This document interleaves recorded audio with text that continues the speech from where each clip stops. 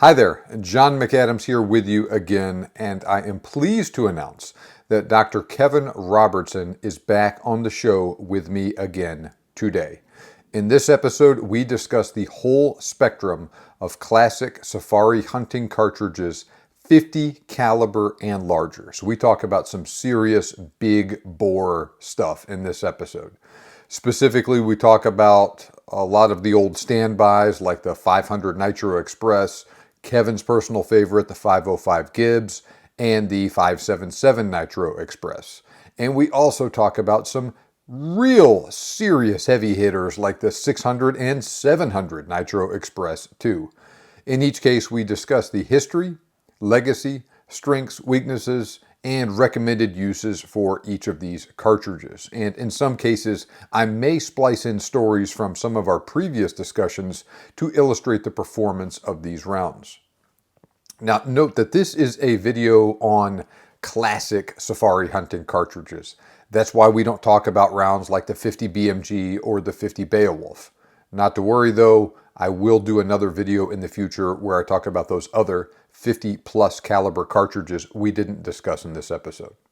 This is a great episode. I know you will love it. So let's dive right into things with Kevin.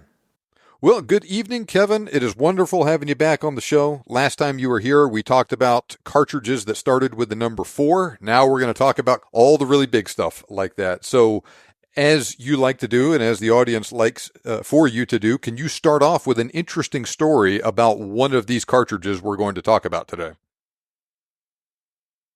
Yes, good evening, John, and nice to be back. It's been a while, and just talking about calibers and cartridges is one of my passions in life, so I'm more than happy to dive in. So let me start with a story. This was back when I was hunting professionally in Zimbabwe in the good old days, and there was an area in Zimbabwe called the Makuti and the Terrari Safari areas, which were designated for resident hunters only. And one of the characters in Harare was a guy called Paul Clark, and he owned a company called Clark Marine. He was very into boats and outboard motors and stuff like that, and he booked a buffalo and a leopard hunt. We drew a buffalo and leopard hunt, and then he contracted me to outfit the hunt for him. And now in the process of getting ready for the hunt, he acquired a 500 A square, and this was a proper 500 A square rifle. It was called the Hannibal rifle, and he acquired some factory loaded ammo for it, which was loaded by Norma in those days, because I once went to Norma and I saw where Norma, the factory in Sweden, was actually loading the Weatherby ammo. And the 500 A square, it's the 460 Weatherby case blown out to .510, and it shoots a 600 grain bullet at supposedly 2,400 feet per second. Anyway, he got this Weatherby ammo and he went and chronographed it, and to his disappointment, he found that the 600 grainers were only doing 2,150 feet per second. So he thought, no, hell, man, this is not what it's supposed to be. So he was quite an avid reloader, and so he reloaded up some full house loads to get to the desired velocity of 2,400 feet per second. And he went to the shooting range, and all the benches were occupied. So he said, no, well, he'll just use the bonnet of his Land Cruiser as the shooting bench. So he put a couple of bags on the bonnet of his Land Cruiser, leaned across the bonnet, and took a shot with his new hot loaded 500 Nitro Express, and the muzzle blast blew out the windscreen of his Land Cruiser, and the recoil tore his rotator cuff on his shoulder. So he was one shot, and that was it. No windscreen in his Land Rover, and for the rest of his life, he could never lift his arm above his head because his rotator cuff was severely damaged. Yeah, so that's what all that amount of recoil does for you. It was just he couldn't. That just. I mean, you're talking in recoil into well over 100 or probably 120 foot-pounds of recoil energy and stuff like that, and that just tore his shoulder and the muzzle blast blew the windscreen out of his Land Cruiser. Oh my goodness, geez. Well, I guess that was it for that rifle for him then, huh? Well, he carried on with that, and he suddenly realized why the factory ammo was at a more sedate velocity. The recoil between a 600 grain bullet doing 2,150 feet per second and the same bullet doing 2,400 feet per second, it's velocity squared. So that makes a massive difference in the amount of felt recoil. Yeah, so in your book, Africa's Most Dangerous, you have the 500A square in the table with both of those ballistic, 2150, 2400, and it goes from 86 to 112 foot-pounds of energy 12. with a 11-pound rifle like that, yeah. It's quite hard to make a bolt-action rifle heavier than 11 pounds. Well, you can get it to 12 pounds, but when you start talking about ballistics like that, you need to have a 12 or a 13 or maybe even a 14-pound rifle to be able to handle that recoil.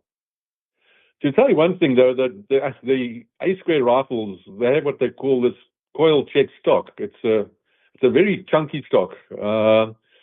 It's quite pleasant to shoot, but God, it's an awful rifle to carry. I once carried one of those rifles. One of the students, when we were down in the Zambezi Valley on the training course, one of the students there had a Hannibal rifle, and I said, well, let me just carry this rifle for a day just to see what it's like. Because I was comparing it to carrying my 505 Gibbs. Mm-hmm. The rifles rate pretty much similar in weight, but it was just an awful rifle to carry. I consider it like carrying a log. It was chunky and heavy and just awful. Nice rifle to shoot, but an awful rifle to carry. I do have a friend called Gavin Rourke. He's a very well-known Zimbabwean PH, and Gavin Rourke makes me look small. I mean, he's a huge bear of a man, and his carry rifle is a 500 A square, a Hannibal rifle, and he loads full-house loads as well, but he can handle it. But I mean, weighs more than 300 pounds, and he's a massive guy, and he can handle that sort of the level of recoil. But I don't know, I didn't enjoy that amount of recoil. Can you tell us a little bit more about that stock, the coil check stock that you were just referring to? Yeah, so it was designed by Art Alpin, and he put it onto rifle he called his Hannibal rifle. And that Hannibal rifle's on I think it's a P14 or P17 action, which is a bit unusual because there's a cock-on closing action, which if you spent your life carrying a Mauser 98, it's a cock-on opening action. So it's a very different feel to using a rifle that you have to use more force to close the bolt, because the closing of the bolt actually cocks the firing pin. But it is extremely thin. So the area of the recoil pad, I mean, it's probably about twice the size of the recoil pad of a normal rifle, and very vertical pistol grip. The pistol grip, so it's almost like a bench rest rifle. If you had to make a 500 bench rest rifle, I mean, that's what the stock would look like. I mean, the forend, I mean, it's massive. It's not slim and nicely handled for your hand. It's just the whole stock is just chunky and big, and which makes it shoot nicely. But Jesus, to try and carry one of those things all day, you end up like carrying a corner post for a fence all day long. It was just awful. I really didn't enjoy it. Well, let's back up a little bit and kind of go back to the beginning here, and we'll work our way forward through all these cartridges, and we'll go to one that is still a big bore and still a reasonably powerful cartridge, but on a much lower level than the 500A square, and it doesn't recoil nearly as much, with the 500 Black Powder Express. I remember you telling me that your dad has a 500 Black Powder Express. Can you tell me about his rifle? Yeah, so he always wanted a double rifle, and finally, pretty recently, in the last few years, had the money to buy one that he came across. It is a Cogswell and Harrison in 500 Black Powder Express. Beautiful rifle. He has the paperwork for it, made in the 1890s, I think, so a very old rifle, in very good shape. I want to say it was made for a British officer going to India way back a long time ago. And I've shot it several times. He's built his own smokeless loads for it that approximate the old black powder loads, and it's regulated well to shoot them, and it shoots them fairly accurately. And I want to say it's a 440 grain bullet at around 1900 feet per second. Much less powerful than almost anything else we're going to talk about here today, and it falls below that 4,000 foot-pound minimum. That worked it out. That works out at about 3,500 feet per second. So it's close. It's sort of probably about the same amount of energy as a 9.3x62, I should imagine. Yeah, probably something like that. You know, a little bit heavier bullet, going a little bit slower. I heard it was very popular in India for tiger hunting and whatnot a long time ago, and I think probably because the ballistics of it were more sedate. I don't know that it was ever very popular in Africa for dangerous game, anyway.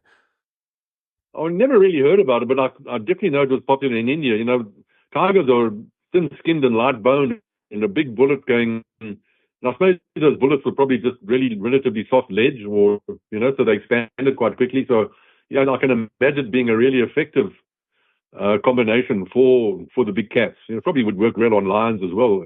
And but with black powder, I don't know if you ever shot proper black powder. Your first shot, and then your vision disappears for a couple of seconds and all that smoke. So I wouldn't like to be facing a charging lion and have it shoot it with a black powder rifle and not see the effect of your shot because of all that smoke. Yeah, that is definitely the thing with it.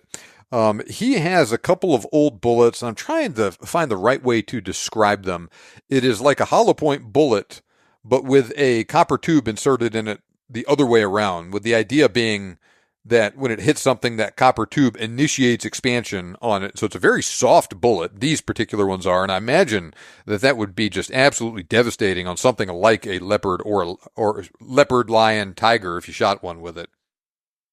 Yeah, I'm pretty sure that rapid expansion, that's what you need to get that bullet to release all its hydrodynamic energy quickly. And, and as we say, you can kill a big cat with hydrodynamic shock. So, yeah, I can understand why that was popular in India, but I wouldn't like to use one of those on a buffalo or something with a thick skin. Definitely not. Yes, I don't. So you said that you didn't have any personal experience, didn't know anyone that had any of these in Africa back when you were still over there. Then I've never seen one, and I can understand why, because they probably just weren't suitable for the thick-skinned, dangerous game that I was, I like to hunt. So, and I can just understand why, because the ballistics just don't cut the mustard. Mm-hmm. And especially when you have so many other alternatives that are more suitable for that. So let's step up a little bit to the 500 Nitro Express. So very similar in overall dimensions to the old 500 black powder, but quite a bit more powerful, loaded with cordite, smokeless powder in this case. And so instead of throwing a 440 grain bullet at 1900 feet per second, you're throwing a 570 grain bullet at 2150 thereabouts. So massive step up in power. Yeah, that's a huge step up. And for my friends in Zimbabwe, well, my PH friends that specialize in elephant hunting, this is the go-to cartridge, because for a number of reasons. First of all, it can be built into about a 12-pound rifle, which is certainly carryable. And with that sort of ballistics, 570 grain bullet, and the sectional density that bullet is 0.313, which that's okay. It's not really all that great, but it definitely does work. But you've got a massive frontal surface area.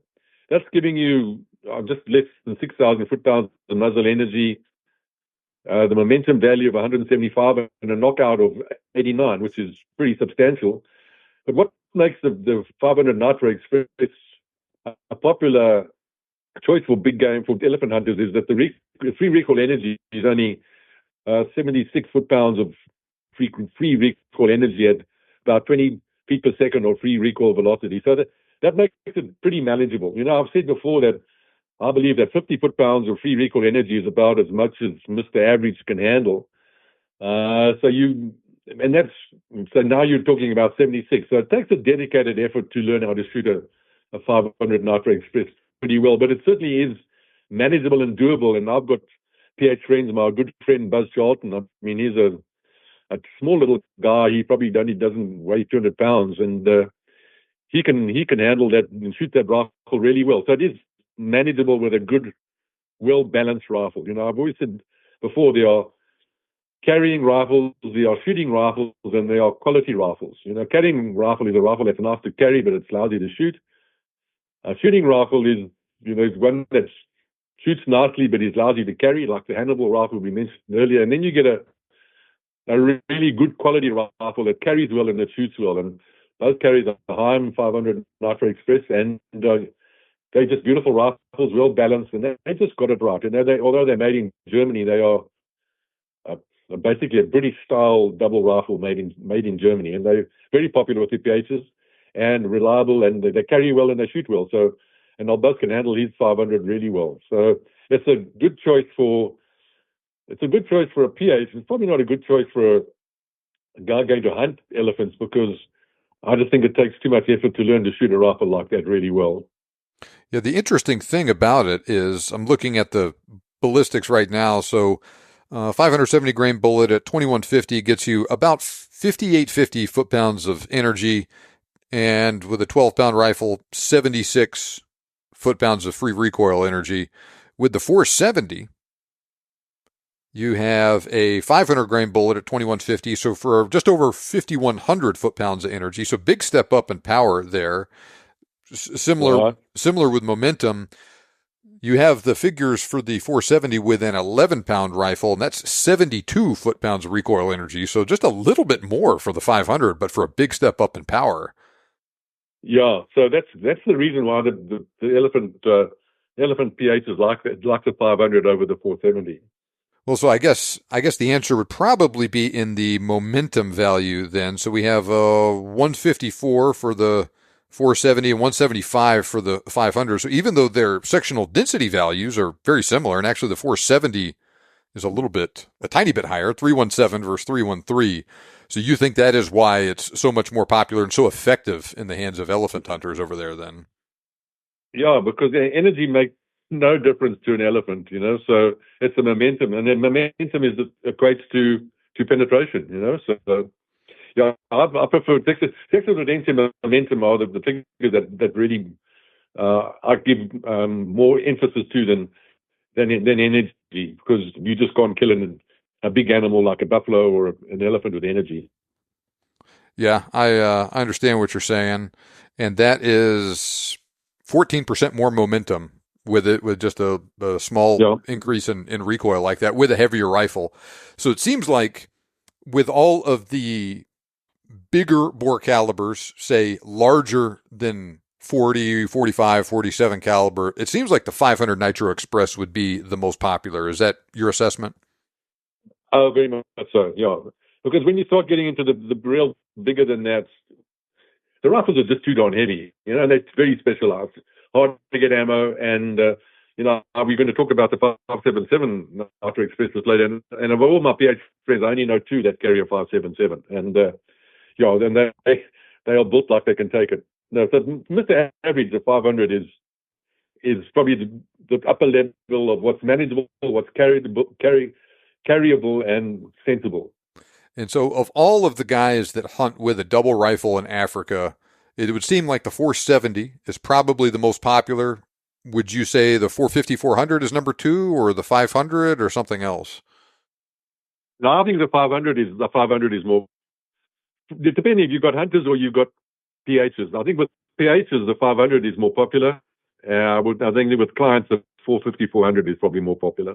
And with PHs, I know there's a lot of overlap in this too. Guys that carry a double and mainly specialize in buffalo, would you say the 470 is more popular? And then for the elephant guys, the 500 is more popular?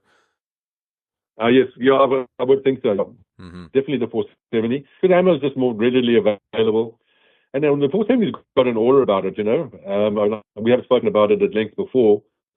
I think it makes a good PH's rifle because the bullet is larger diameter than a 500 and 458 bullet, so it's a better stopping rifle when compared to 450 Nitro Express. But as I mentioned before, I think from a hunting perspective, where clients are hunting and they need a bit more penetration for elephants with head up, I think the 450 is a better choice over the 470. Mm-hmm. Yeah, that makes sense, and we have talked about that. So, of all of these cartridges we're going to talk about today, the 500 is certainly the one that is easiest to get ammo for right now, factory ammo for. Federal, Hornady, Nosler all make 500 Nitro Express ammo. You can get it from the company Nyati as well, and also No, no, Buffalo Boar does. Buffalo Boar makes a lot of this stuff, surprisingly to me, but not 500 Nitro Express. So you have, options are limited for this stuff, and everything that you're going to find is expensive, but it is at least attainable, which is not the case with most of this other stuff we're talking about today. Yes, yeah, and those guys reload as well, So, but if you're a pitch, you carry your rifle a lot, but you don't shoot it all that often. Well, you're not supposed to shoot it all that often, So, I had when I bought my 505 Gibbs, I came with 300 original Gibbs cartridges, and those cartridges lasted me 20 years, So you carry a rifle a lot, but if you go through a whole season and shoot it, 20 shots in a whole season, it's a lot, So the objective of a PH is not to shoot his client's trophy for him, but just to sort out the mess. So the good PHs try and shoot as little as possible. Well, speaking of cartridges that you shot as a PH from time to time, let's talk about your old standby, the 505 Gibbs, and your favorite rifle. I love a fair with that rifle, man. Well, it saved my life a couple of times, so you've got to enjoy it. I did mention when I originally purchased the rifle, it came with 300 original Gibbs cartridges, and I burnt my farm down with the first one that I shot, and I chronographed quite a few of them, and no way, all the factory ammo said it was, the stated ballistic said it was a 525 grain bullet doing 2,300 feet per second. Well, I chronographed about a dozen of those loads, and they weren't doing anywhere near 2,300 feet per second. And that's even from my rifle at a 25.5-inch barrel.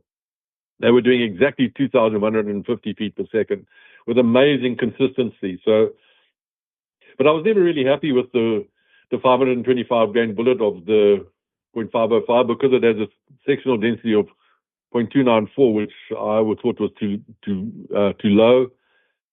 But as soon as 600 grain bullets came along, and the 600 grain bullet of a 505 Gibbs has a sectional density of 0.336, which is right up there where it should be, and my carry load, it just happened to work out at 2,140 feet per second, and I carried that for most of my career, and that combination never let me down. I did say once before, it knocked an elephant over, and I would shoot buffalo going away on the tail, and they just dropped to the shot.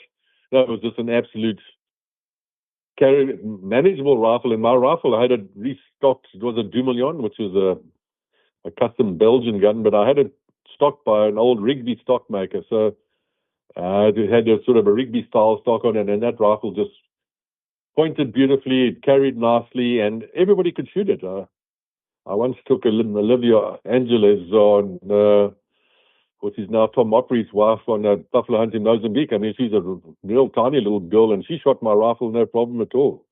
And when I was training PHs, every PH that I used to train, and I was at a PH school in South Africa and at the South African Wildlife College, every one person that passed in my hands, I gave them the opportunity to shoot my 505, and there was not a person that couldn't shoot it, and didn't knock anybody over, didn't tear anybody's rotator cuff ligaments in their shoulders. Everybody could shoot it, and it was fun. And it's to do with the velocity of a big bullet going relatively slowly and a relatively long barrel of 25.5 inches. The impulse duration, that's the duration of recoil, is substantially longer, and that's what makes the rifle just shootable. And even though it was recoiling at about 90 foot-pounds of recoil energy at 22 feet per second, that was manageable. I never shot the rifle off the bench. I always shot it standing, even if I was developing loads or sighting it in. I always used the standing bench or would shoot off standing or shooting sticks with my right elbow supported it. And shooting that rifle off the bench was unpleasant. But I mean, 90 foot-pounds of recoil is almost double what the recommended value is. So you can understand it's a substantial amount of recoil, but when you're hunting, you don't notice the recoil. So it's only when you're trying to sight your rifle in or develop a load that you notice the recoil. Tell me again how heavy your rifle was. It was when it was 12 pounds when it had loaded with 4 cartridges. So empty was just over 11 pounds, and then when it was fully loaded, it was just under 12.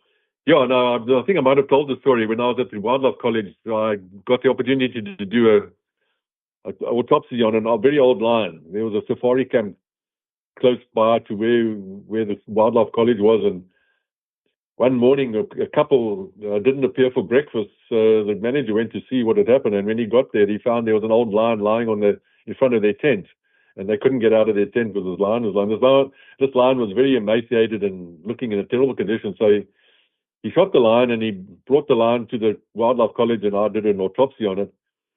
And it was pitiful. You know, we've spoken about lions before, and no old lion has an honorable death. And this lion was basically starving. And in his stomach was a kilogram, that's 2.5 pounds of porcupine quills. There was nothing but porcupine quills in his stomach. Ooh. And he was riddled with TB. And a couple of weeks after I'd done the autopsy, I developed a cough, and I thought, oh God, maybe I've got bloody tuberculosis. So I went and had my chest x-rayed, and the doctor said, no, your lungs are clear, but you don't realize that your shoulder, your right shoulder is stuffed, as he put it in very, very bluntly. So I'm very careful now about what I shoot, because I've basically got shoulder degeneration from a lifetime of sticking my arm up cows' backsides and shooting lots of shotgun shells and lots of big bore rifles. So, and that's the trouble with these heavy recoiling rifles that we're going to talk about now. You know, it's all macho to go and shoot a rifle that produces 150 foot-pounds of recoil energy, but eventually that's going to do some damage to you. You know, either it's going to damage your shoulder, tear your rotator cuff, or worse still, but you detach your retina, which has happened to a friend of mine. Yeah, I heard that Frederick Selous had what he called nerve damage to his shoulder from shooting his extremely heavy recoiling, very, very big bore, 4, 6, 8 bore rifles that he was shooting a long, long time ago with those massive balls, massive lead balls, and lots and lots and lots of black powder with it. So I have not suffered any of these ailments myself, but it is not hard for me to understand why that would be the case for those of you that are. Yeah, you know, I heard of Selous, didn't he double load? He'd loaded the same barrel twice once, and it recoiled, and it knocked him off his horse and broke the stock of the rifle. I mean, there was some story like it. I can't remember exactly, but I heard he doubled. He had a four-ball. I heard he shot both of his both of the barrels on a double one time, and had a similar incident like that. Yeah. Yeah, they used to reload when they were riding horses. I've also heard in instance, I think when he loaded the same barrel twice or something. So oof, goodness. That would wake you up, I'm sure. Mm-hmm. But it sounds like your 505 Gibbs was very well suited for the role that you used it in, as a emergency backup cartridge like that to get yourself and your clients out of sticky situations from time to time over there. Oh yes, very much so. And I love that rifle, and you get confidence in it as well, you know. And even though it was a bolt action single barrel rifle, you know, they say you can't stop a buffalo with a frontal chest shot. Well, I proved them that you can do that. You know, that's one thing that I've shot two buffalo in the middle of the chest, and that stopped them for sure. So I very much doubt you would get the same effect if you'd used even a 4.58. But definitely that 50 cal, boy, that's a step up in stopping power. And yeah, I just loved it because I had confidence in it. And the last buffalo I had to shoot, I shot it at like 7 paces, and it just dropped to the shot. Tell us the story of one of those buffalo chest shots, and then we'll move on to other cartridges. Yeah, so when I was still a learner PH, we were in a place called Tsipani Pan. We had a bunch of Danish clients, and the hunt was finished. And we were just going around game viewing, and we came to this waterhole called Tsipani Pan, and there was a buffalo cow standing there with a snare around her neck. And all these clients were there just taking photographs. The next minute, we heard this rifle being cocked behind us, and it was our game scout, and he was carrying an AK-47, and we heard him cock his rifle. So we said, "What the hell are you doing?" He said, "No, this buffalo's got a snare around its neck. I'm going to shoot it."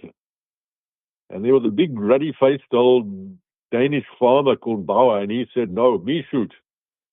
So he offered to shoot it, so we couldn't make that decision, so we had to go and drive and go and find the warden of the Teresa Safari area. And we found the warden, and he said, "Listen, I'm prepared to pay for the shooting of this poor old buffalo cow that's got a snare around his neck." And that took a couple of hours. So by the time we got back to where the waterhole was, the cow wasn't there, but she was dragging the snare. So we followed her into the jets, and we found her standing there looking like she was about to fall over and expire. And of course, the old Bauer, this guy, he never had the opportunity. He didn't have a shot with the rifle. He had a 375 and was loaded with a 300 grain solid. And Shaul Krobler, who was my tutor PH, he said to me, Kevin, this buffalo cow is going to charge us, and I want you to stop it. And how he knew that it was going to charge us, I don't know. But anyway, so there were four of us standing in a line, and we put old Bauer in the middle, and Shaul Krobler stood on his right-hand side, I stood on his left, and then the old game scout was standing there, and old Bauer got down on his knee in very classical style with his elbow like a target rifle style, and he shoots this old buffalo cow behind the shoulder. And as you know, all the Continentals always shoot an animal behind the shoulder, and this buffalo, just from looking like he was about to fall over and died any minute, just was galvanized into the most vicious charge, and she just turned and came for us. Once she was pretty close, probably 30 or 40 meters away, and we were all standing in a little clearing, and as she sort of came into the clearing in at full speed, she sort of hesitated in sort of mid-stride, because there were four of us standing in a line who obviously didn't know which one to go for. And as she sort of hesitated, I shot her slap in the middle of the chest with my 505. And it was like he ran into a brick wall. You could actually visibly see her. I shot her with an expanding bullet. You could actually see her chest sort of just cave in. And as it did that, two about a meter long squirts of blood came out of each nostril. And she just recoiled back from that, took a couple of steps forward towards us, and just fell over. And when I did an autopsy on it, that shot of mine had shot her through her heart, and the hole through her heart I could put my fist through it. So that just killed her instantly. And it just blew a hole the size of a cricket ball through her heart. I mean, it was just amazing. And even my tutor PhD used to carry a 404, and he would say, wow, he just never seen performance like that before. And so that was the start of a 30-year love affair with that rifle, for sure. Yeah, man, that is darn impressive. And it's funny how certain cartridges also get a little bit of allure about them too. Someone writes about them or something like that, and you had that with, as we discussed last time I had you on the show with Robert Rourke and Harry Selby and the 416 Rigby. Well, the 505 Gibbs, not quite that popular, but Ernest Hemingway certainly did his part with it, with the God Happy Life of Francis Macumber. That's right, yeah. Old PH Robert Wilson in that story. Yeah. Ruddy-faced PH, they called him. Yeah. Anyway. And we're going to talk about the 500 Jeffries next, and I just definitely think that there's no comparison. The 505 Gibbs, I much preferred it to the 500 Jeffries. Now, before we move on to the 500 Jeffery, I'm going to share an excerpt with you from a previous interview Kevin and I did, episode 177, talking about elephant hunting. This particular story features both the 505 Gibbs with Kevin and a 500 Nitro Express in the hands of another hunter. So here is that story. Anyway, we were hunting in the Tirara Safari area. That's an area that's against Lake Kariba. And the area was known as a bull elephant area. And it was just him, this farmer, myself, and we had the farmer in our area was the cameraman. And in 4 days, we looked over 127 different bull elephants. I mean, there were just bull elephants everywhere. Until we found an enormous giant of an elephant. Elephants are a bit like humans. You get 5 foot tall humans and you get 7 foot tall humans, and you get 5 foot tall elephants and you get 7 foot tall elephants. And this elephant stood head and shoulders above the rest. And because of that, his ivory didn't look all that impressive, but it was a massive bull. And I was just there as an observer. So I was standing with my 505 over my shoulder. And this guy, the elephants, there were about 5 elephants in a group, and they were all just sleeping in the shade of a not big baobab tree. And this guy tapped his ear hole with his forefinger, indicating that he was going to take a side brain shot.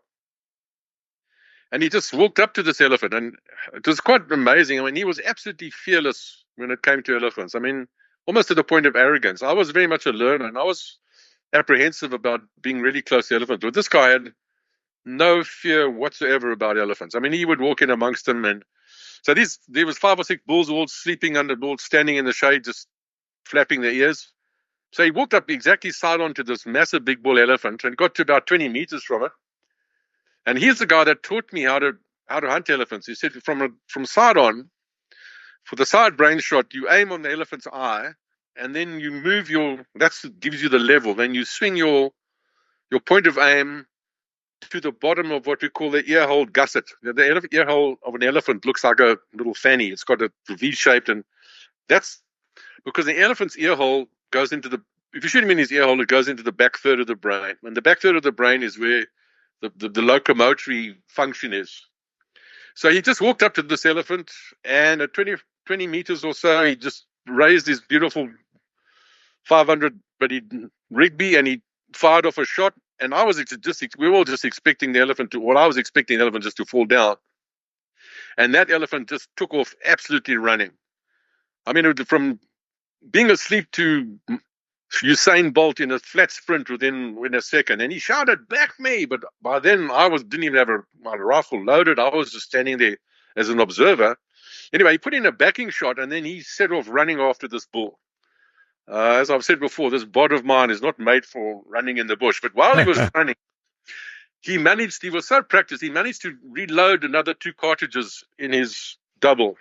And I just started running off after him, and I heard another 2 bang, bang. And then I was just running they disappeared into the bush. I was just running, following the sound. And as I broke into a clearing, I saw this massive bull turn. And now the cameraman was running with him. And he fired 2 backing shots. And as the bull turned with its head up, he gave it another 2 frontal brain shots with his 500. And then they had absolutely no effect. That elephant put his head down, and it charged the cameraman. Because I don't think the elephant saw Finn, the guy's name. He was sort of his outline was probably broken by a bush. But the cameraman was standing out in the open, filming this whole thing. And he shouted to me, "I'm out." And I didn't really know what he meant by "I'm out." But the cameraman was busy filming, and this elephant just put his head down and came straight for this cameraman. But the cameraman didn't realize, I think through the viewfinder of the camera, how close that damn elephant was. And when he looked up, that elephant was really close to him. But from where I was standing, it was a quartering frontal shot. And you cannot shoot an elephant, you're not really supposed to shoot an elephant on a quartering frontal shot, because if you go for a brain shot on a quartering frontal shot, the tusk of an elephant's tusk goes up behind its eye. So to get to the brain from a quartering frontal angle, you have to shoot to the base of the tusk. Also, on a quartering frontal angle, the humerus bone, which is the forearm bone, covers the heart. Now, elephants' long bones are solid, for all intents and purposes, solid. We like to eat marrow bones. So all the long bones in humans and cattle, they've got a marrow cavity in them. Elephants do not have marrow cavities in their long bones. Their long bones are solid. An elephant's head is a giant honeycomb. And all the bone marrow that an elephant needs to create its red blood cells is in its head. It's not in its leg bones like it is in humans or other animals. So my only shot that I had was at this elephant's forearm, and I shot it with a 525 grain Goodnell monolithic solid, and that bullet was doing 2,250 feet per second. And it was quite amazing. If you look at an elephant from the front, its legs are vertical, straight up and down. And as I just shot him on this shoulder, or basically on his forearm, and the elephant just stopped, and his whole front leg bent at a 15-degree angle. You could see his whole bend, it just bent, and he stood there where that shot anchored him. And the elephant just stood there screaming with his leg out at an awkward angle. And all of a sudden, blood started to squirt out of his bloody trunk, and that covered the cameraman in blood, because it was that close. It turns out that the guy that had the 500 didn't have any more cartridges. He'd run out of cartridges. He was only hunted with 4 cartridges. So I was about to run up and shoot the elephant again, and then he said, "No, hang on." Just then, one of the trackers arrived, and he had a rucksack with some more ammunition in it. And this guy got two more cartridges, put them into his double, ran right up to the elephant, virtually stuck the muzzle of his 500 into the elephant's ear hole and pulled the trigger, and eventually the elephant came down. My goodness. So, if you've got a copy of my original perfect shot, there's some pictures of the bullets. The bullet that I fired is the second one from the left. That's that Goodnell monolithic solid. The next two bullets, you can see they are totally deformed. One of them's, those are the two that came out of that elephant's head. I couldn't understand why that elephant, those shots didn't work. So I took a great care to dissect that elephant, and the two bullets that came out of that elephant's head had deformed like that. So the shots looked like they were all perfectly placed, but those bullets deformed. And because they deformed, they didn't penetrate in a straight line. They were just curved like bananas round the elephant's brain. So you got one side brain shot and two frontal brain shots with a 570 grain bullet, and that had no effect on that animal whatsoever. So a short time thereafter, Paul Roberts from Rigby came to visit me, and I took him on a bird hunt. And I had these bullets that I recovered, and I said, I couldn't understand it. Look at these bullets. Why did this happen? And he said, you must remember that when Carnock made ammunition, made bullets, they would make batches of them and store them. So that ammunition was put together in 1963. So this is in the late 1980s. So that ammunition was 25 years old.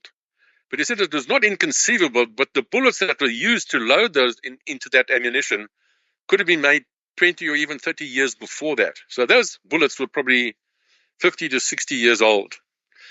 And because there's three different metals in that bullet, there's lead, obviously, then there's a metal jacket, then there's a copper wash. There's electrolytic action between the different metals, which basically those bullets had metal fatigue. And that's why they deformed in the way that they did. Okay, this is John again. I hope you enjoyed that story. Now let's jump right back into the most recent interview with Kevin about these bigger bore cartridges, and we'll pick up with the 500 Jeffery where we left off a minute ago. Well, it seems like the 500 Jeffery is given very similar ballistics to the 505 Gibbs. It's a .510 bullet instead of .505 like the Gibbs, and a little bit different bullet weights, but in the same realm. But it's also a rebated rim cartridge. And it seemed like it was never, not that the 505 Gibbs was an extremely popular cartridge, but it seemed like the 500 Jeffery was not as popular as the Gibbs. Yeah, I think the downfall was that rebated rim, because it really takes a specialized gunsmith or a gun-making company to make a 500 Jeffries feed really well with a rebated rim. And they did that because I think I forget what action that it fits into, but it's very difficult to get it to feed reliably. And with a bolt action rifle, dangerous game rifle, that thing's got to be 100% reliable with feeding and extraction. And I never had a problem with my 505 with any feeding problems at all, and that fed smoothly, and that big old cartridge would just slip in there nice and easily. But definitely, I have heard guys have had problems with the 500 Jefferys because of the rebated rim. I know a guy, some of the listeners probably know him, Adam Weiss, Hootie Hoo on YouTube. He has a Sacco 85 and 500 Jeffery, and he says that rifle is just absolutely brutal to shoot. He's a real big guy, kind of like you, and he says that when he shoots it, like the trigger guard slaps his finger and stuff too, and he says it's just, he bought one on a lark. I think he said he was at a gun store and someone had sold it to the person that owned the gun store, and they had it on sale, and that person probably sold it because it wasn't fun to shoot, and so he bought it on a lark and just has it. And he says he's probably never going to hunt with it because it's just no fun to shoot. But there's a big difference between a Sacco 85 and a Dumoulin Mauser like yours, though. Even the Sacco 375s, they're notoriously light, and they're not. I don't think those Scandinavian countries have experience of building double, big bore rifles, dangerous game rifles. The Brits got it right. They say the handy qualities of a double are magical, but with a really good bolt action rifle like a Rigby or a Wesley Richard or Holland and Holland, you can get those rifles to handle like a double, because there's something about them that they just handle so beautifully. It's the balance. It's just the way that they put together. And with my 505, on a bet, I once shot a clay out of the air with it, and I won myself a case of beer. So,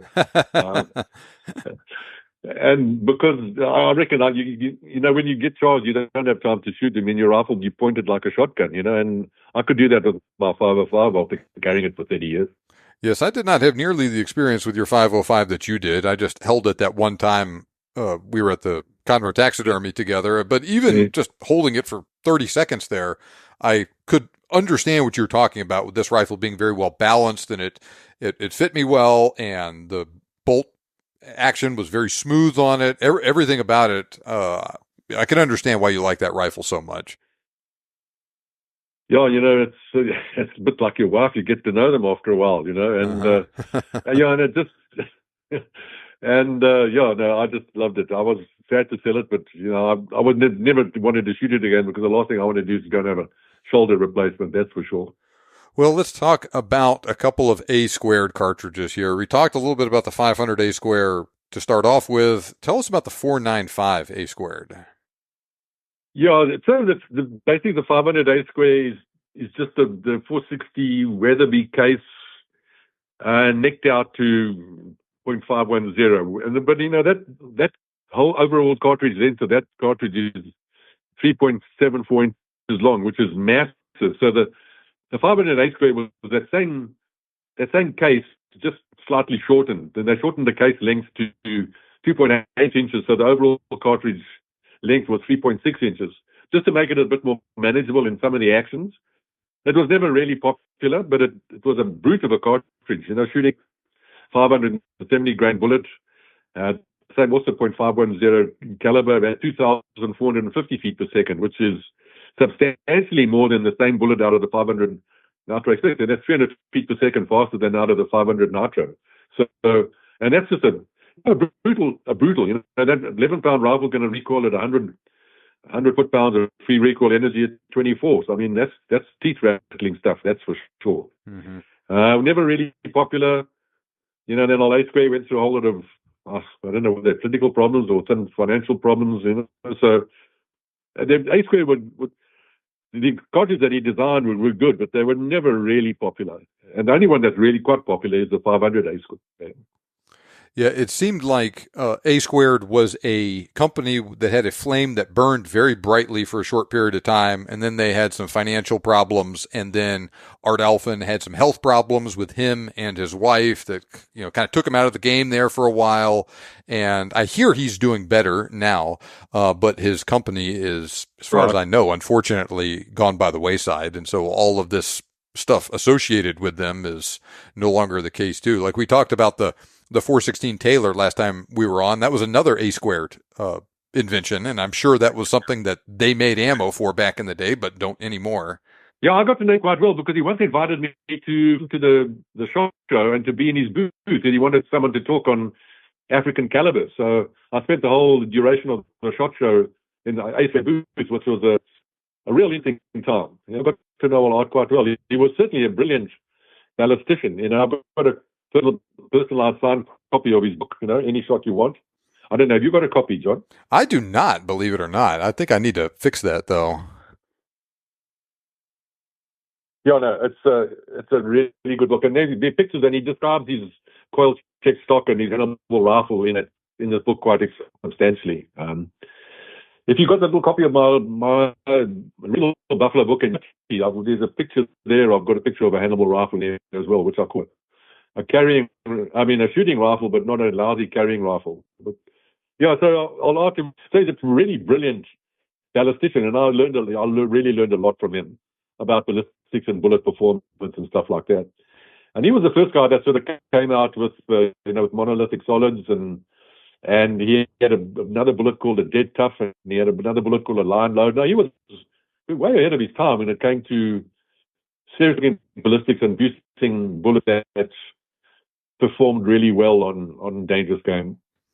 Yeah, so I may have mentioned this before in maybe an interview with you, or maybe just talking about Africa in general, but I didn't get to know him, but I became familiar with Art Alphen back when I was a cadet at West Point, back in the 1980s, I think he was an instructor there in the history department back when he was a captain. And he made a series of videos demonstrating the capabilities and shortcomings of a bunch of different weapons used by the military for a long time, going back to the Civil War and then moving forward through breech loaders and the trench shotgun in World War I and submachine guns and all of this stuff. And so I remember watching these videos even 20 years after he made them in history class as a cadet.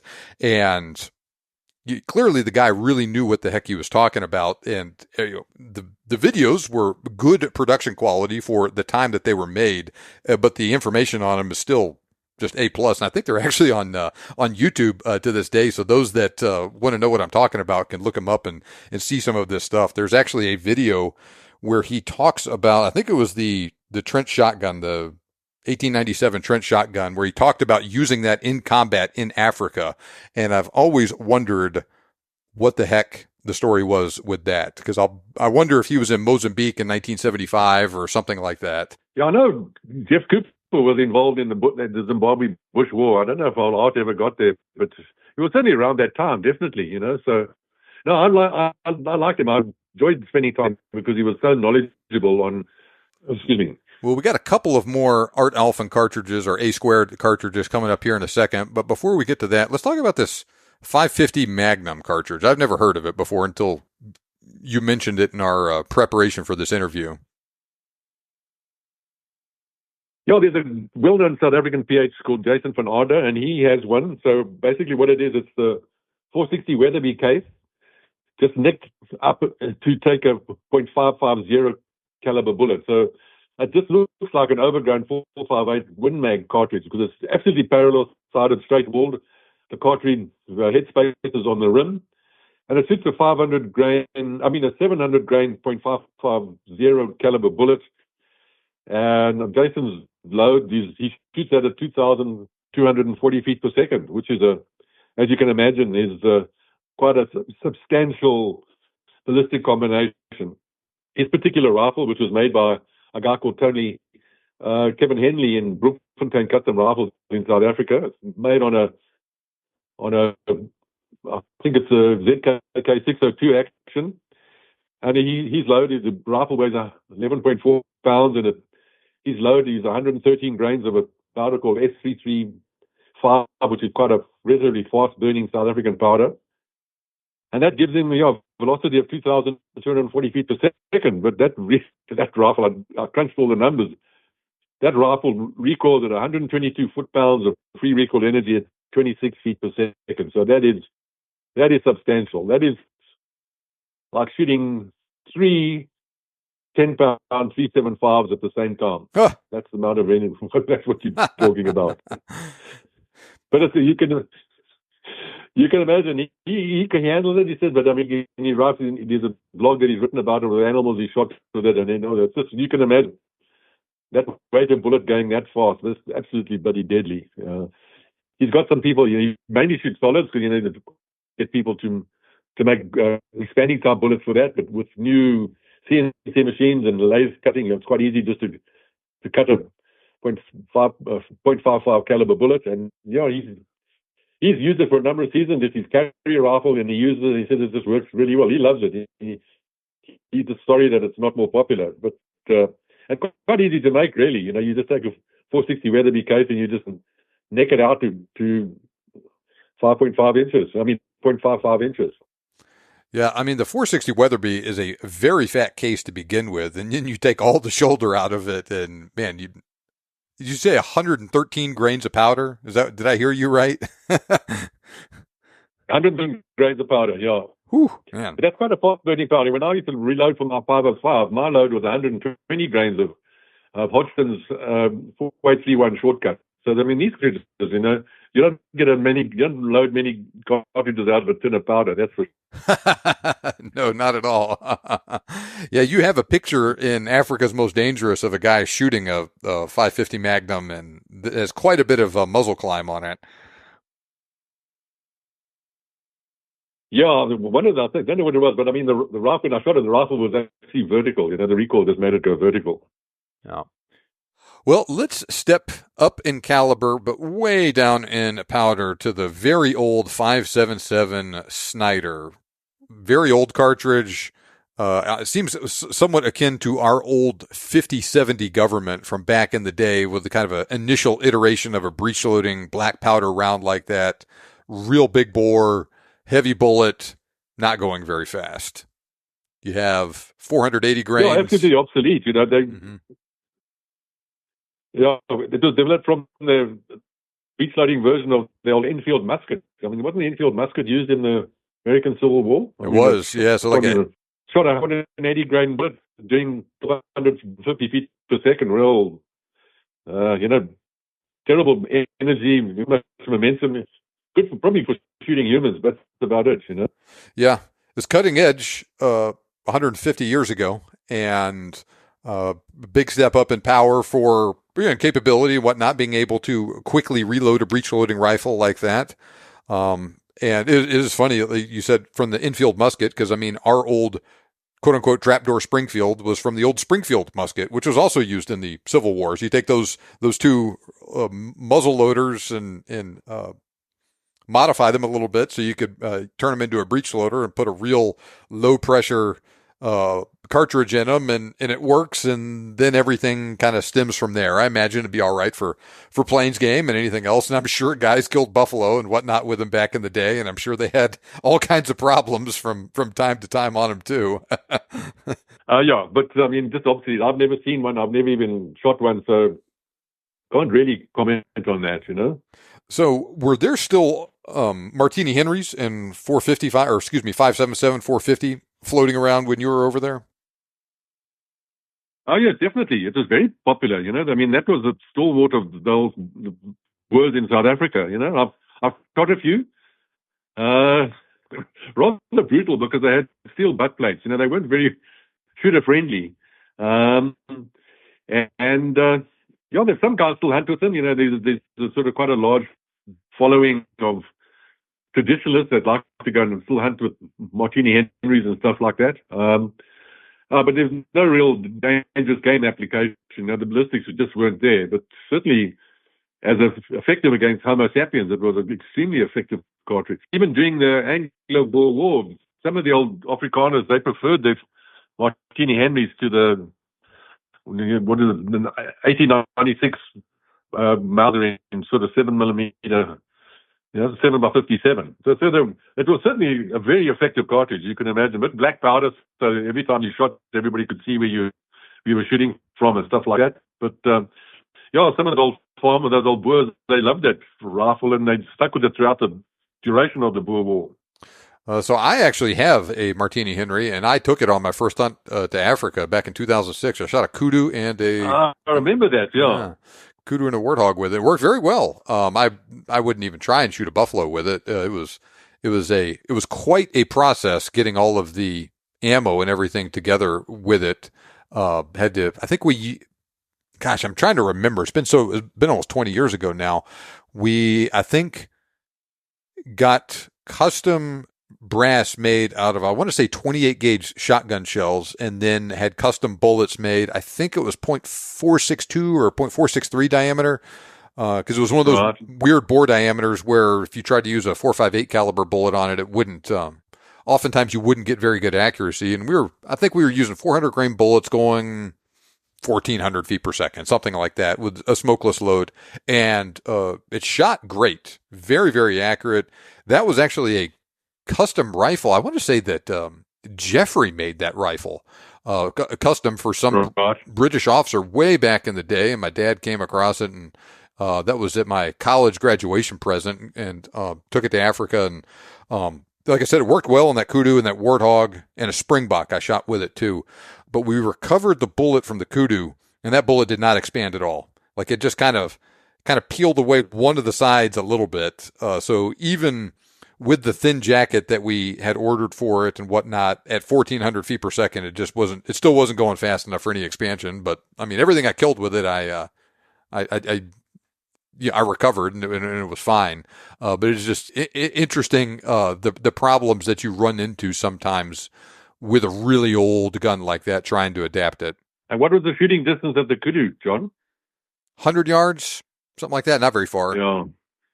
So your impact velocity is probably 1,100 or so feet per second, I should imagine, probably almost, yeah, that's probably why, those big old bullets with terrible ballistic coefficient probably slow down like crazy, so.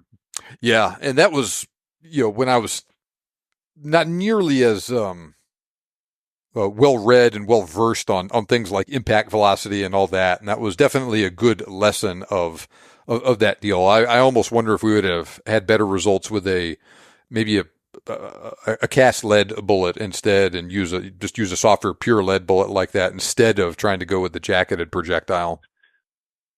Yeah, probably.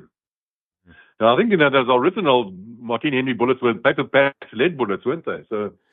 Yeah, I actually have one right here, and yes, an old Kynoch box of them, and I want to. Yeah, these are the cavalry loads for the carbine, so they're a 410 grain bullet. But yeah, just plain old lead bullet, and like you said, probably I have no doubt that they were extremely effective on people. I'm sure. Yeah, for sure. No, but they just leave a massive hole and lots of knockdown power, and that soft lead would just be terribly sort of more massive terminal wind channels and terminal bullet performance. I'll bet one of those would be very interesting to use on a leopard or something like that. And even a lion as well would work really well, I'm sure. Yeah. Well, let's move up a little bit more to the 5.77 Black Powder Express. So cartridge from the same time period as the 5.77 Snider. Also, black powder cartridge. Also not going that fast. I imagine this was something that was kind of along the lines of the 500 Black Powder Express. That was probably very popular, very effective in India, but probably not quite enough juice for really good use in Africa. Yeah, I should imagine on targets and stuff like that, that would be extremely effective with that 0.585 diameter bullet, and even with relatively low sectional density.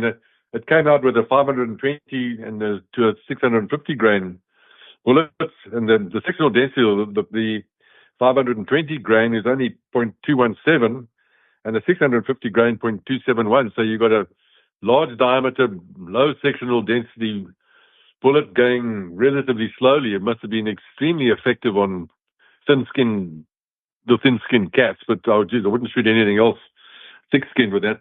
Not with those not with those statistics, that's for sure. Mm-hmm. Yeah, so I imagine that was probably not something that you hardly ran into at all when you were over there. I've never seen one. No, it's absolutely obsolete during my lifetime out in Africa for sure.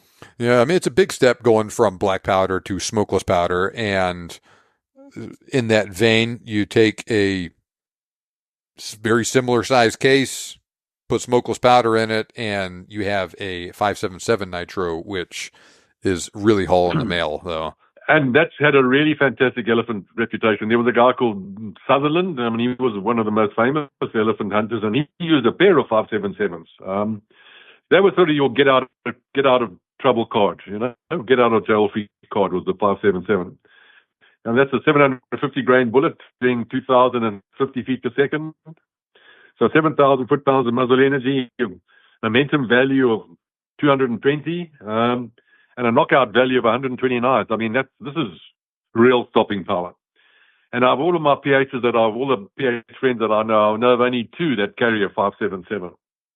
One guy's a guy called Cliff Walker, very well-known Zimbabwe PH. I mean, he's a brute of a man and very strong and powerful, and he can handle it. And the other one is a friend of mine called Cole Stumpy, who hunts in Namibia.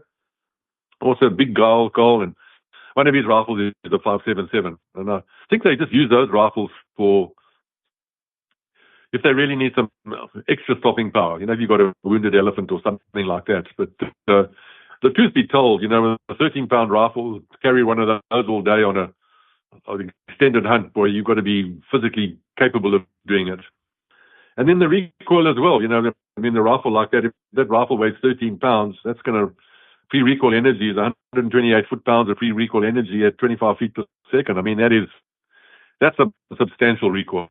That's more than three 375s shooting at the same time, you know. So yeah, you don't do that too often. But maybe there are some situations where you need it. But we're now getting into the realm of not really practical. I believe it's just too damn heavy.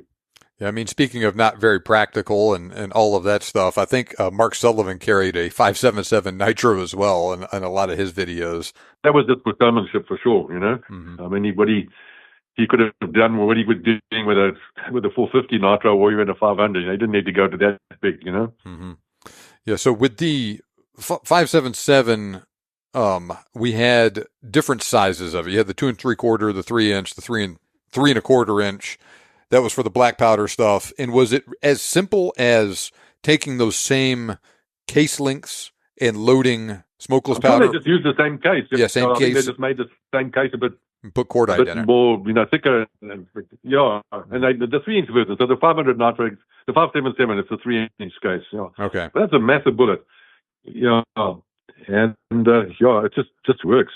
First of all, the rifles are really expensive. You know, to buy a quarter of 5.77, you're going to really pay a premium. The ammo is probably quite hard to get hold of and probably ridiculously expensive, but then you don't shoot it all that much. But also, I just think for the average modern day PH, it's just too damn heavy to carry it. You know, when the 5.77 was in its heyday, Africa had gun bearers, and you had a gun bearer that carried it for you. And quite often, those old elephant hunters, they would carry the rifle in its case. So the gun bearer would carry it in its case, and if they happened to wound an elephant and it got away, then he would open the case and take it out and, you know, use it, sort out the problem and put it back in its case, and the gun bearer would carry the case all the way back to camp. But the days of gun bearers in Africa are long gone now. You know, you expected to, the PH carries his own rifle, and even a client is expected to carry his own rifle. So this is where a 13-pound rifle is not fun to carry for 10 or 12 hours a day, that's for sure. Mm-hmm. Yeah, 100%. Well, kind of in that same vein, we have the 5.77 T-Rex. So we're back into the A squared stuff. Let's talk about it a little bit. I'm sure you've seen all those Middle Eastern gentlemen shooting these rifles, and then he shoots it, and the rifle flies out his hand and breaks the window behind him and stuff like that. And you can understand why, because you're now shooting at. I mean, the T-Rex is it's the same bullet as the 500 Nitro Express, but that thing's going at 2,450 feet per second, which is exactly 400 feet per second faster than the same bullet out of a 500 Nitro Express. So now you're in the realms of 10,000 foot-pounds of muzzle energy. Momentum is 260,000 feet per second, and a KO of 152. So in a 12-pound rifle, which is about what such a rifle will weigh, your free recoil energy is 190 foot-pounds at 32 feet per second. So that's the reason why those rifles fly out of the guy's hands and knock them over and stuff like that. Because I mean, that's break your rotator cuff. That's just ridiculous, really. There's absolutely no reason to have a rifle like that other than for a novelty and just to knock the shit out of your friends, put it that way. Yeah. Yeah, there's a interview on YouTube with David Petzel talking with Art Alphen about the 5.77 T-Rex, and they have one of these rifles. Interesting discussion. I encourage people to check it out. But I think he was saying in it, it's been a little while since I've seen this video, but I think he was saying in it that he had maybe 3, maybe 4 mercury recoil reducers in it, and then it made it really heavy and all that. And he kept trying to ask him how much recoil energy it had in it, and he would not answer the question, but he would just say, you can't measure it just like you would a normal rifle because of all of this stuff. And so but the proof is in the pudding when you see these videos of the people shooting it and then what happens to them. Yeah, no, that does knock you backwards. I mean, that's a novelty, but there's no practical hunting application for that, none whatsoever. Well, let's talk about another cartridge in this. Oh, actually, back up a second. Do you know what the parent case was for the 5.77 T-Rex? Was it the 5.77 Nitro? I think it was the 5.77 modified 5.77 Nitro. Yeah. Okay. All right. And so with And the I think it's very similar to the 458 Nyati, and that uses a modified 577 Nitro Express case. all right. Well, so So this, I think they turn the rim off or something. I don't really know, but I mean, when you start looking at these things and looking at them, you just say, well, this is just crazy because you're not going to be able to shoot it. If you do, you'll shoot one shot, and then your recovery time, it takes you so long to come out of recall to recycle the ball to get a second shot off. It's just ridiculous. The 585 and Nyati, it's the same bullet, and then the velocity varied from 2,000 to 2,400 feet per second. So I'd pull out 585 and Nyati loads are basically mimicking what the 577 T-Rex does. And it's just 11-pound rifle, or even at the slowest velocity, you're looking at 145 foot-pounds of free recoil energy at 9 feet per second, which is, I believe, almost unmanageable for Mr. Average, for sure. Yeah, and I mean, there's a massive difference going from 2,000 to 2,400 feet per second with a bullet that heavy, too. Jeez. For sure. Because your energy is on the square of the velocity. So you square 2,000 and you square 2,400. I mean, there's a massive difference. Well, let's talk about a cartridge that's not quite as ridiculous, and it's a lot older in the 600 Nitro Express. 900 grain bullet at around 2,000 feet per second. So not going quite as fast, but massive, massive bullet here. Massive amount of energy, depending on the velocity.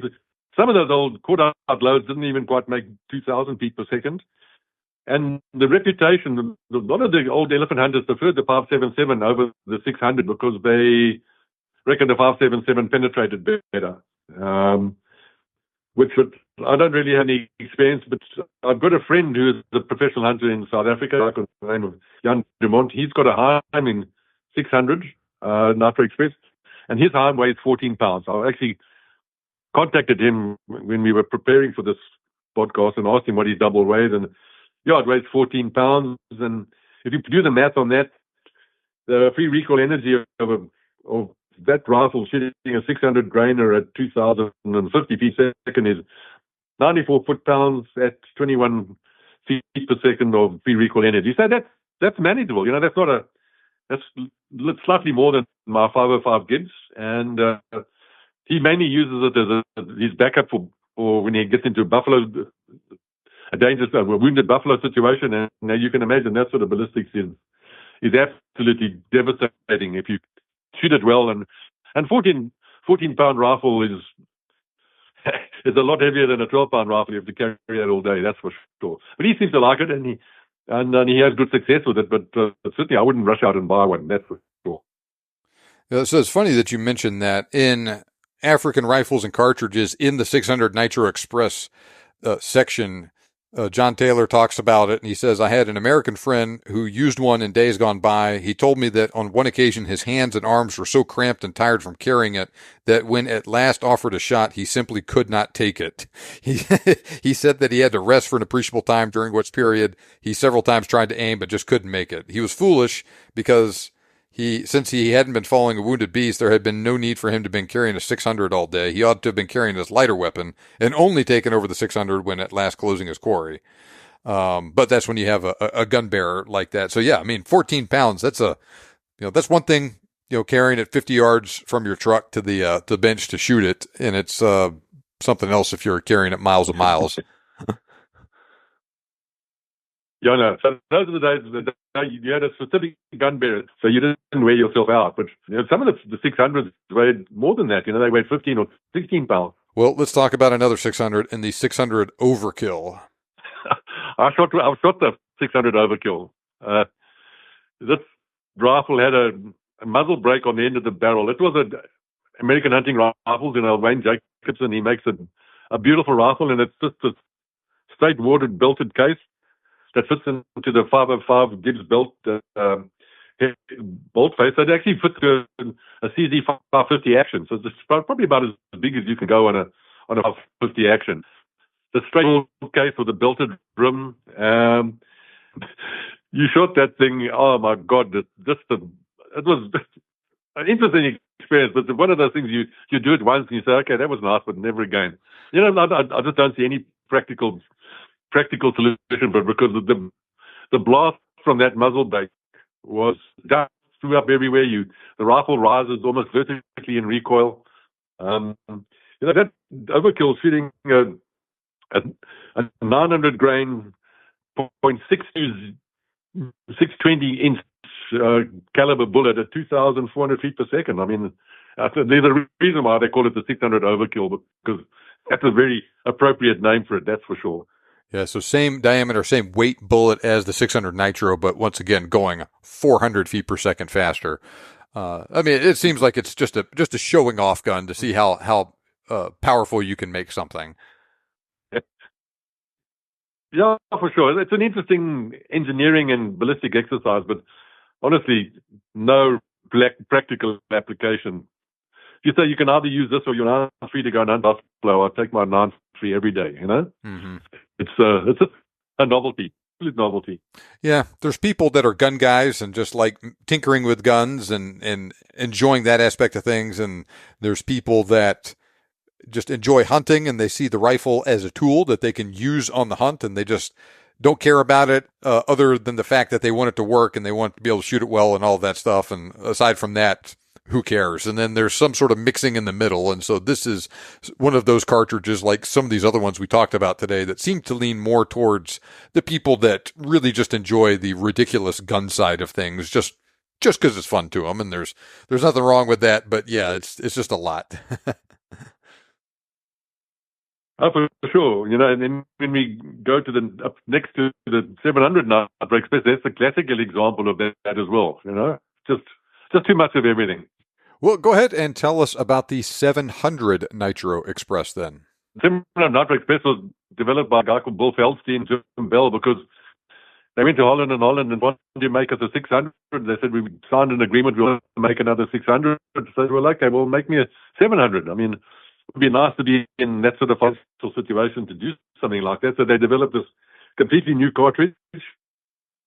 It suits the 1,000 grain 0.7 caliber bullet, with the sectional density is quite low at a 0.292 at 2,000 feet per second for 8,900 foot-pounds of muzzle energy at a momentum of 285 and a KO of 200. I mean, you know, that's just.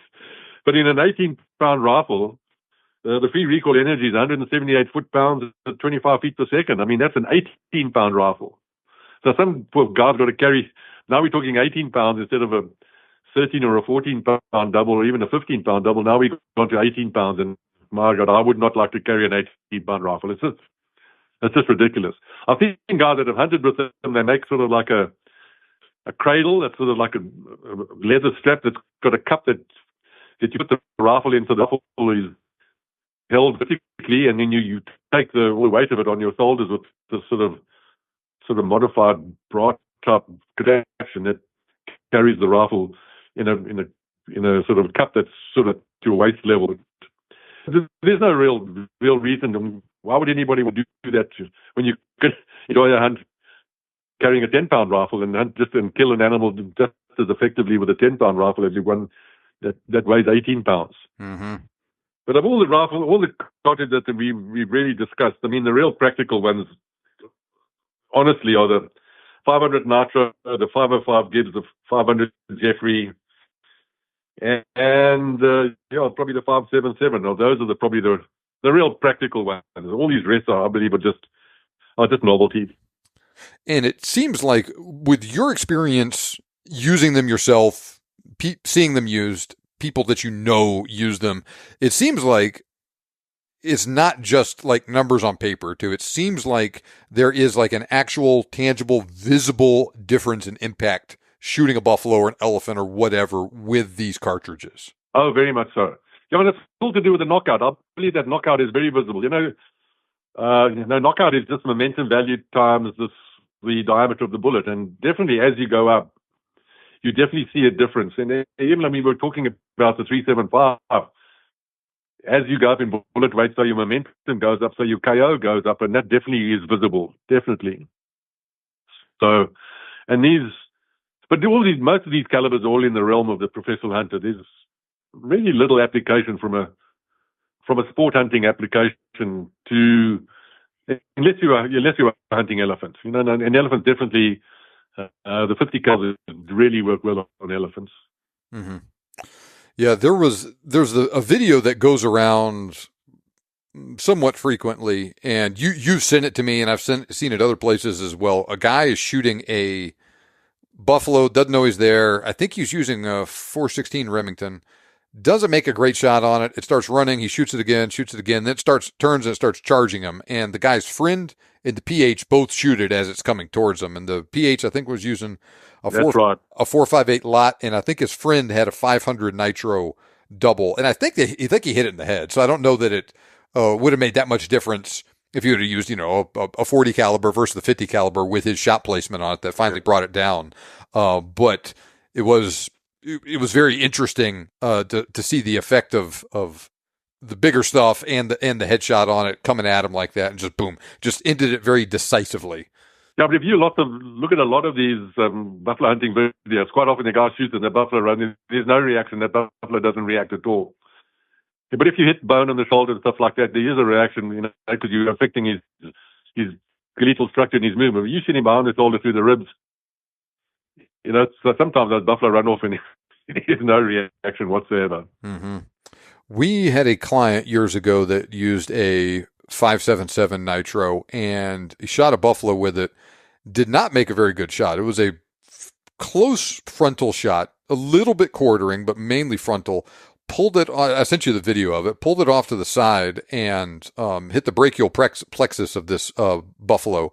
And but as it ran away, like it clearly looked like it had been hit by a truck like that. And it was one of these things that after he shot it and it ran away, that he didn't get a second shot because it recoiled too much and all of that. And they were thinking, man, this is going to be a mess going into that. I'm not looking forward to this as a wounded buffalo.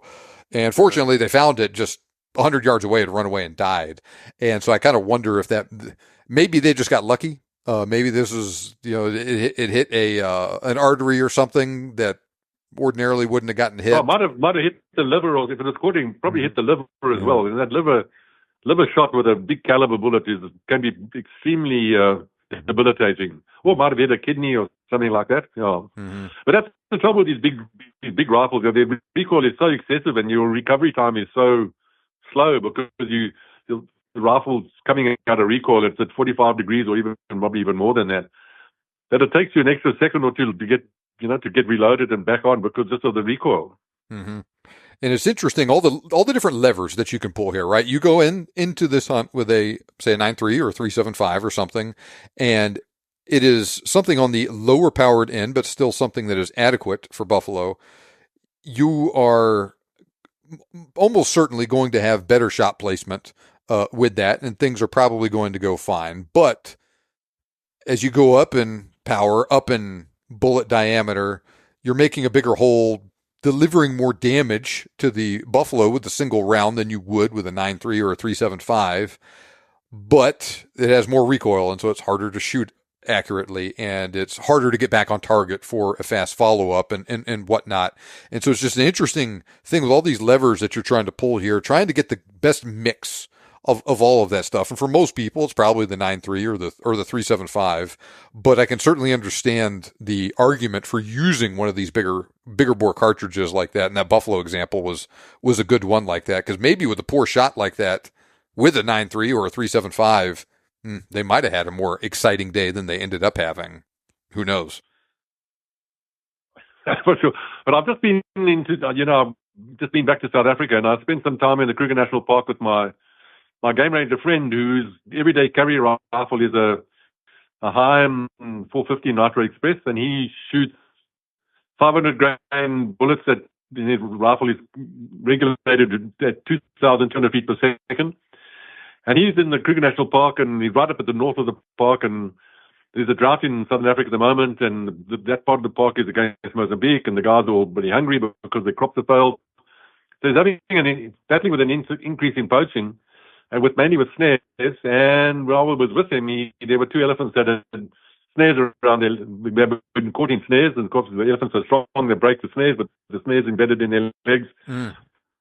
And because of the elephant overpopulation, it's just too much to go and get the elephant darted and get it down and try and beat the wound and all that. So they get an elephant that's caught in a snare, they just shoot them. And I was with him when he actually shot 2 elephants. But it's because it's a tourist area and tourists drive around, and so he said, I'm just going to shoot this as a big elephant cow. I'm just going to shoot it with body shots. And he took 2 shots with these, just shooting a 500 grain Dizombo, or I think they're Woodley Hydro solids. But it was quite amazing. The elephant was walking past, and he double tapped it. He shot 2 shots, bang, and his second shot was probably a second later. So he shot bang, bang with that double of his, and of course into the lung. The elephant ran off away from the road and died within 30 meters. But I mean, that's your recovery time with a guy that really knows how to shoot with a rifle.